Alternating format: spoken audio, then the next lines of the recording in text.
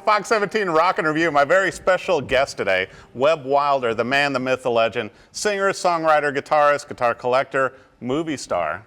Did I mention that? You've been in movies? What's less than a star? Maybe an asteroid.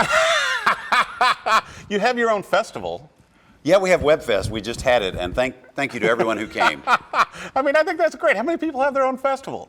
This just doesn't occur to them, I suppose. Willie Nelson. Well, yeah, but you know, Webb Willie, it's the power of the W. It is the power of the W's, and you know, and you're put into the Mississippi Musicians Hall of Fame too. Miraculously, What yeah. a nice award. Well, the company you join is off the chain. You know, you Muddy Waters and Oh my gosh, a lot of my Elvis favorites. Presley. You've heard of him, you know. Couple people, Yeah. right? Well, now speaking of things we've heard of, what about your new album, Mississippi Moderne, that just came out in September and is getting some great reviews? And I really love the artwork on this also. You know, with the picture on you on the front, but the band shot on the back. And you just did a great job with this music, and it seems like it's really heartfelt. You know, we were talking earlier off camera about some of the lyrics you had drawn from things your mother had said in Mississippi. You know, Sure. where you were raised. Sure, yeah. My mother had all these colloquialisms, you know, that were born of her rural, motherless, Depression-era Mississippi childhood and roots. And the main one you reference on this album, because some of them show up on other albums, right, is Too Much Sugar for a Nickel, which was her way of saying, you know, if something was too good to be true, right, too much sugar for a nickel. What a great statement. But I think musically, you know, it's interesting to see how far you came from your launch album in 1986 to where it came from Nashville and then to Mississippi Moderne. And musically, what a great sound. Well, thanks. You know, I come from that time when the Beatles and the Stones and people you would really revere sort of had we're not going to make two albums in a row that have anything to do with each other, you know, and so eclecticism is a factor, and focusing the eclecticism has sometimes proved to be a greater task than we were up to, because but this one, I think it is a little more cohesive in that department. Yet there's some diversity here too. Yeah, I totally agree. I can definitely hear a lot of your influences musically by listening to the album, and and this album, Mississippi Moderne, is available everywhere. You know. Well, I think anywhere, you know, the era of the record store certainly hasn't passed, but people forget that there are record stores and you should support them, and they're out there. And if they don't have it in stock, they can certainly order it. All the major distributors have it, and it's online at Amazon and all those places, and right, iTunes and all that stuff too, and WebbWilder.com. There we go, exactly. Well, now you've been playing these Swope guitars a little bit, and you know, I talked to Chris, and he said that you'd been one of the early adopters on these. Yeah. So let's talk a little bit. You know, you've got your main player on right now. Yep. And that's the Geronimo, right? Or This is the Geronimo. This is Geronimo here. Yeah. And this has the pinstriping and has the Swope special pickups, and I like it that he used the tele selector here as well and the amp style knobs. Yep. Everything's very ergonomic and very functional, and as I say, very giggable. You know, he brought me the prototype of this one, which I think a famous guy actually acquired. You're famous. He's made quite a few of them. This is unique with the pinstripe. This is a one-off. Right. But these are actually hum-canceling pickups. They're nothing like what you normally have heard in that department.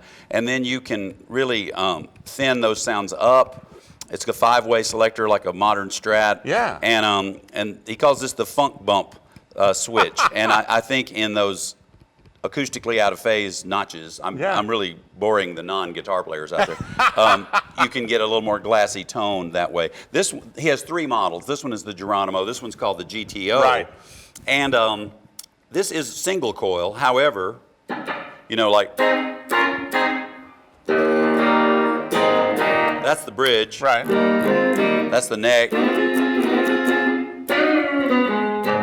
And in the middle, as I said, it's extremely So musical. bell-like. And then if you put it on anywhere, actually this bypasses the switch. These become one big humbucking with the pickup. push-pull. Sounds great.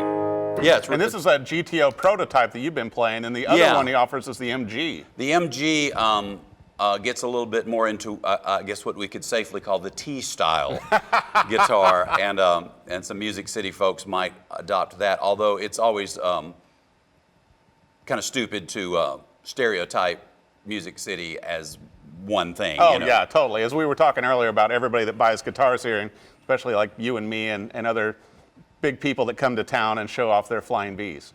Well, yeah, and you know the Flying V, it's a Gibson Fender world with lots of homage to in the electric world, Right, you know, and it's totally. kind of a Gibson Martin world when it comes to acoustics. Exactly. You know? And but the Flying V is more like the Fender Telecaster, strangely enough, than anything Gibson ever made, because the strings go through the body, which is as outlandish as the guitar appears to be. In Right. its classic design, man, it's a super usable guitar. And Ted McCarty was so ahead of his time designing those. He was kind of the Leo Fender of Gibson. I agree. Yeah. Well, be sure and check out the Swope Guitars. You know, Chris makes these in Kansas City, Missouri, and you know, he started with Sadowski, worked for Gibson, and now Custom he's, shop, Gibson and, Custom and now Shop. he's got his own Swope Guitars. Now, where can fans find you touring? Because I know you're playing the Bluebird on December 29th.